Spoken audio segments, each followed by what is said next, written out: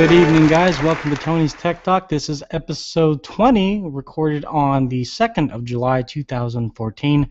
I'm Tony Hannity from LazyTechGuys.com. We've got a couple of stories that we're going to talk about, but first and foremost, I kind of want to start off the show with a topic that has been going through the news for the past couple of days, and this is regarding what Facebook did back in 2012, where they kind of manipulated the news feed of around 700,000 of their users. Now, I'm not exactly sure who they chose, actually. I don't think anyone really knows except Facebook. And how they decided that they're going to pinpoint this individual or that individual. But the fact is, what they did was they would, I guess, parse your friends' updates, status updates, and determine which updates are negative and which updates are positive. And they just want to see if they could affect your mood. Now, this basically means that you would go through your feed and you see Johnny's having a terrible day, and Sally, terrible day, Tony, terrible day. Everyone's having a crap day. No one's having a good day whatsoever. Then you get on like, oh, everyone's having a bad day? I'm having a bad day too. And then, next day or the week later or whatever, you get back on, and essentially, everything is all positive. Everyone's having a happy day. No one's having a bad day whatsoever. And, at first glance, it probably doesn't seem anything odd. And probably it's like, oh, maybe this is a good thing, and everybody's happy and joyfully and gleeful. Now, these other... They didn't delete your negative or positive statuses. They're just hidden for a 2-week time frame in 2012. And now Facebook has actually come out publicly saying that this was a psychological experiment that was actually they had, I guess you would say, researchers from, I think it was Cornell, and I want to say MIT was involved, but they were like Ivy League researchers that kind of devised this idea to Facebook, and Facebook was the social network to actually push it out. And I guess, like I said, Facebook was they determined on who they were going to choose depending on the demographic, and people were up in arms about this. Now, some people say, this is an invasion of privacy. If you're going and changing my whole outlook, or you're trying to change my whole outlook, and you're trying to use me as an experiment without me having any kind of preconceived notion that you might use me as an experiment. Like, you put me into this beta test without telling me I was going to be put into a beta test. And Facebook's response initially was, well, if you look in the terms and conditions, it basically says that when you sign up for Facebook, we can use you can use the service, but we can use your data pretty much however we want, to further better the service. That was kind of that's the layman kind of verbiage that they use in the terms and conditions. Now, since then, they've kind of changed that to say research, but it didn't say research at the time that this had been going on. Now they're calling it research, but still, people are still a little bit upset because Facebook is purposely changing how you look at your newsfeed. Now, the COO of Facebook, and for the life of me, her name has escaped me for the time being. Sandberg, Sheryl Sandberg. She's the COO, number 2 of Facebook, and she basically said, this whole thing was poorly communicated. This was part of an ongoing research that companies do this was part of an ongoing research that companies do to test different products, and that's what it was. That's all it was. We weren't necessarily trying to make anyone feel terrible or make anyone feel like, on the flip side, overly happy. We're just trying to see how people actually use a service. In the report, I'm sure they talk more about how this actually, if people did respond positively or negatively, or they just didn't really connect the two whatsoever. But it seems as though at the moment that if you're going to use Facebook, and this is my anecdotal kind of response to this all, if you're going to use a free service like Facebook, Twitter, Google Plus, or anything, that you sign up for, you have to realize you're going to be fed some things. You're going to be fed ads. That kind of goes without saying. You're going to be fed new features. And like, for example, Twitter had a new feature recently where you could click on a Buy It Now button and you would buy something from thefancy.com. Only a few people got that. Now, they've since removed that, but only a few people got that. Only a few people get the Facebook update to their profile. Only a few people get this. Only a few people get that. And because this was a psychological experiment, it has this kind of a negative tinge in the mouth. And I get that. I really do understand how that could be construed. But at the same time, I don't. I think people are taking this a little too seriously. It's Facebook. Okay, when you're going out there to Facebook, the whole point is to put forth your not innermost thoughts, just your very flat thoughts of what's going on. It might have something to do with the news event, might have something to do with the sporting event, but those are your thoughts. Now, if they are in some way influenced by other people's thoughts, then that's just being human. Now, I don't know. I definitely see the fine line between the two, but anecdotally, Engadget did a survey just to see if people were going to leave or stay, and out of, I think, close to 500 people that did the survey, which isn't obviously a lot, but 18% people said, I'm leaving Facebook, 34% said it's not a surprise, 23% said it's ridiculous, and then 26%, which was me, said it's all an experiment. It's not what I wouldn't worry about it too much. Now, I think where they would start crossing the line is if they really went into the privacy settings and started changing a bunch of stuff, kind of similar to what happened a couple of years ago when they changed the privacy settings, and then private photos of Mark Zuckerberg and his to-be wife at the time showed up. Now, there wasn't anything lewd; it was just private photos, since he was a victim of his own demise, I guess. But in any event, this is going to blow over. But the question that I want to pose to you, a listener, viewer, what have you, do you think other social networks are doing something similar to this? And if so, have you seen anything like this? Or does this make you want to leave Facebook or want to leave social networks altogether? Because you better believe it, social networks are trying new things. I mean, they are trying to sell you stuff. It's just the reality of the situation. I know it sucks, but it is what it is. So let me know what you think in the comment section below here on YouTube or Google+.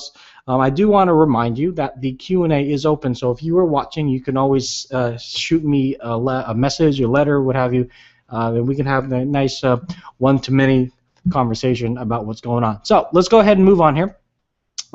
Microsoft looks like they are going to move along and go ahead and launch an official version of Office for Android tablets. Now, the reason why I specify Android tablets is because Office for Android is now available on Android phones as well as iPhones absolutely for free. It used to be that you had to be part of the 365 subscription, but as of late, as of the announcement of the iPad version, they've opened it up to be free for everybody. You just have to have a free Microsoft account, which, just by the way, with a free Microsoft account, you get 15 gigabytes of OneDrive storage, so that's pretty cool. But any event, that would give you the access to edit and create Word, Excel documents, and to view and edit PowerPoint documents.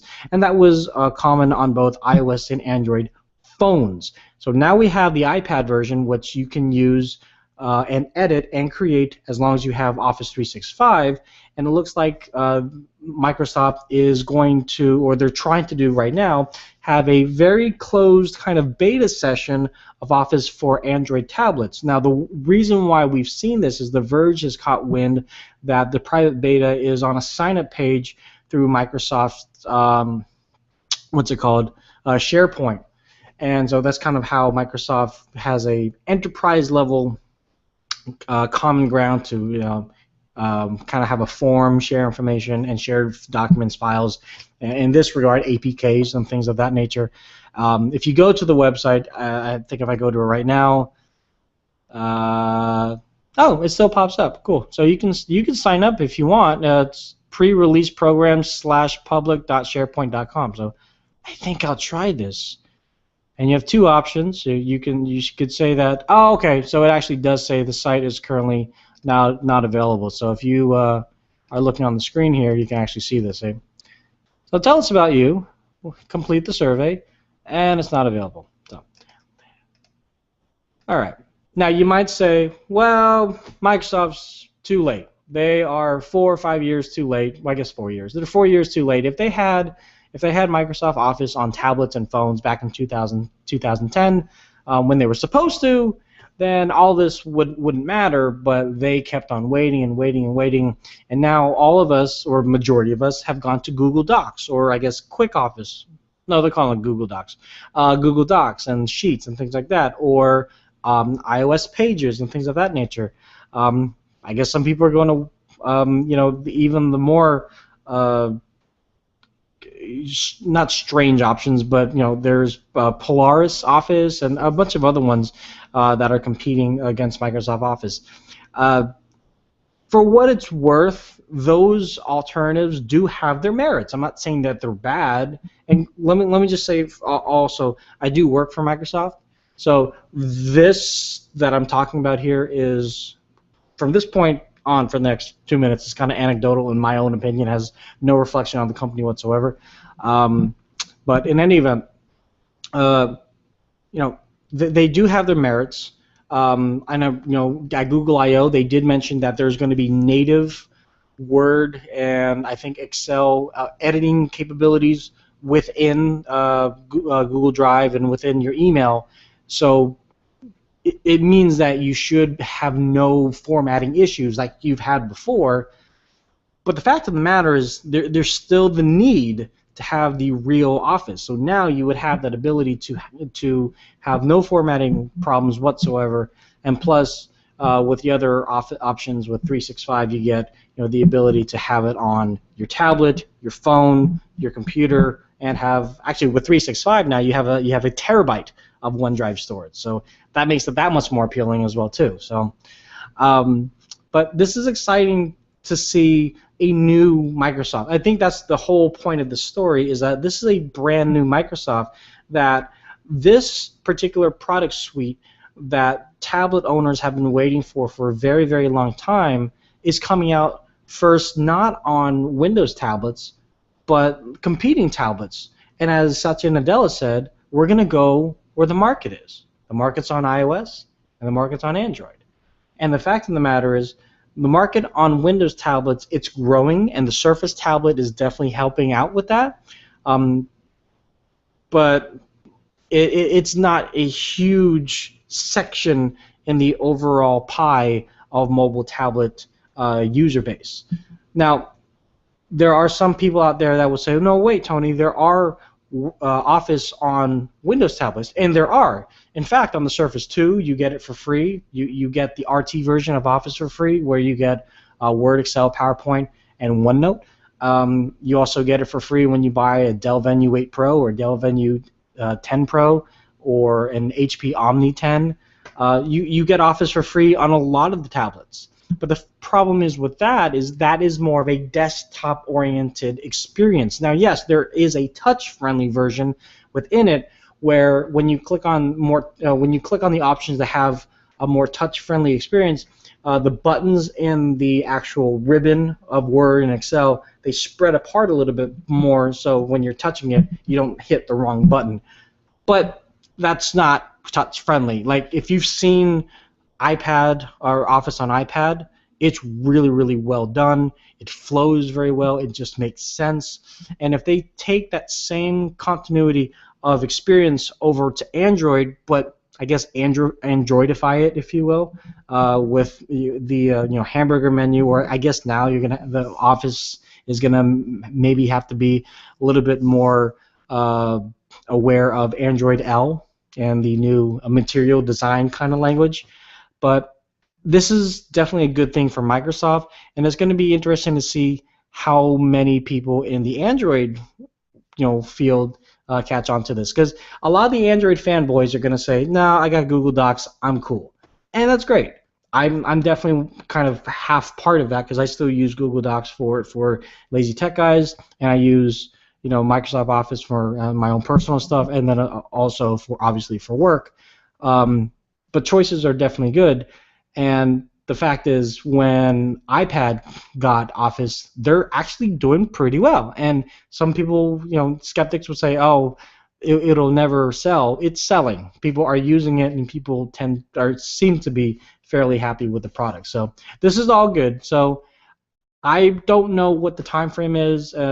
I don't my pay grade doesn't give me that kind of insight into the future. But if you've got an Android tablet and you've been really eager for the official version of Office, maybe before school starts, so that'd be great. That'd be cool. Moving on here, Reading Rainbow. This was really, really awesome, and I'm very excited about this. So if you were a child of the 80s, 90s, LeVar Burton was one of two idols. He was either Geordi LaForge in Star Trek as the visually impaired navigator of the Star Trek Enterprise, or he was the host of Reading Rainbow on the PBS. And Reading Rainbow definitely got me personally into reading more so than I thought I would be. And they've actually had an app on iPad since 2012. But the problem is it's only on iPad, and it was kind of a limited market. You had to pay for books. Not all the books were free. I think the app is free, but not all the books are free. And there were just a lot of limitations to it in terms of the market share and everything. So now, as a Kickstarter project, LeVar Burton himself decided, hey, let's get a goal of $1 million, and they actually got a goal of they actually reached a funding goal of over $5 million with over 100,000 backers. This is the most popular Kickstarter project ever on Kickstarter, and that beats out Ouya, it beats out the Veronica Mars movie, and it beats out Pebble. And Pebble was a huge success a couple of years ago, and it's unfounded that something would beat it. But something like this, which really hits home to a lot of people on a lot of accounts, anecdotally, the importance of having your own children to be able to read. This is a great thing that LeVar Burton and the Reading Rainbow team is doing. So if you go to Kickstarter.com and find out more about it, unfortunately, you can't pledge anymore. It's over. But just be aware that now that they've hit $5 million, Seth MacFarlane, creator of The Family Guy, is going to donate up to $1 million for doing that. Also, the creators from the top other Kickstarter projects are also going to donate, and there's going to be mobile apps also on Android, iOS, Kindle. They're going to have over-the-top boxes like Xbox 360, right? I just got Xbox, PS, PlayStation, Roku. They're all going to have the Reading Rainbow app. So no matter where you go, if there's a screen in front of you, if you're a child or if you want to read and listen to somebody read, kind of like a audible.com kind of experience, but more fun, if you will, more interactivity, this is the way to do it. So I'm very excited for this. I'm really happy for this project to get off the ground. At first, I was a little, I wasn't too keen on it because, to reach $5 million, and that's the point that you're going to have an Android app. It's like, well, you kind of need an Android app no matter what. And I understand Android development isn't as cut and dry. It's not like, oh, just throw it out there. It's obviously a lot more difficult than that, and they will want to put a lot of design thought into it.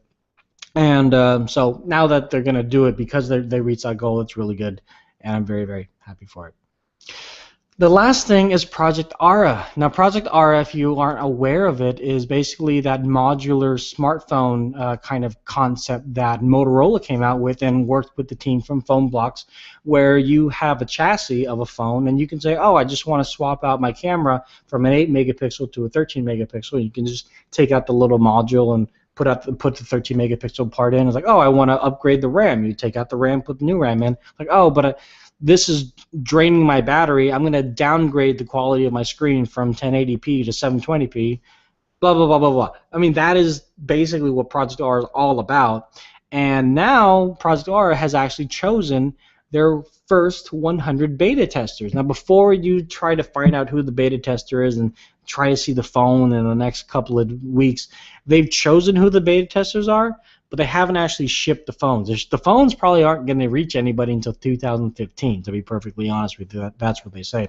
But this is pretty cool. I mean, this means that their Google is moving along. Now, this is part of that whole kind of R&D division that Google is holding on to after the sale of Motorola. And one of the individuals that was part in leading the Project Ara team, also was part in designing the Moto X, is by a gentleman by the name of Dan Makowski. Makowski. Yeah, we'll go with Makowski. Unfortunately, he's leaving the team. He's going to Capital One. Now, before you say, oh, he's just going to become a banker or just try and get people to pay their credit card bill on time. No, he's still going to be on the head design team. For what he says, he's going to be part of a money team. The first time I read that, I thought it said monkey team. I was like, what the heck is a monkey team? I don't even know what that is. But in any event, the team is charged with designing a quote-unquote bold breakthrough transformations and how people connect with their money. NFC, like an actual NFC credit card? I don't know. I mean, I have Capital One, so it's exciting for me to see what he's going to do, because he's more of a hardware kind of designer. But maybe he's going to work on an Android app too. I don't know. We'll see. We'll see what happens out of that. But Project Ara isn't going anywhere, even though he's moved on to something bigger and better for him. But I don't think we'll see anything from Project Ara in terms of any updates until sometime next year. But who knows? Maybe, because I know there was some talk that there might even be a Project Ara tablet, but that's still kind of, let's get the phone down first before we move on to a tablet. So yeah, that's pretty much it. Let's go ahead and see if there's any Q&As. Anyone in the Q&A? No questions asked. Okay, cool. So yeah. That's pretty much it tonight. Very short and sweet. And yeah, so if you have any comments or questions regarding the whole Facebook mood swing that the Facebook was trying to start back in 2012, let me know. iPad, or rather Office on Android tablets is coming. That's pretty cool. Project Ara is getting the first 100 beta testers. And then Reading Rainbow is going to be on every single screen possible, thanks to people just like you. So if you want to contact me, you can hit me up here on Google Plus at Tony Handies, or find me on Twitter at LTGTony, and I'll be happy to answer any and all tech-related questions. And definitely check out our website, LazyTechGuys.com. We have a lot of stuff going on up there. Andrew Lee is our resident game reviewer, and he's got an impressions on a really, really awesome game, and a lot more to come. So thanks a lot for staying up, and we will talk to you guys later. Take care. Bye.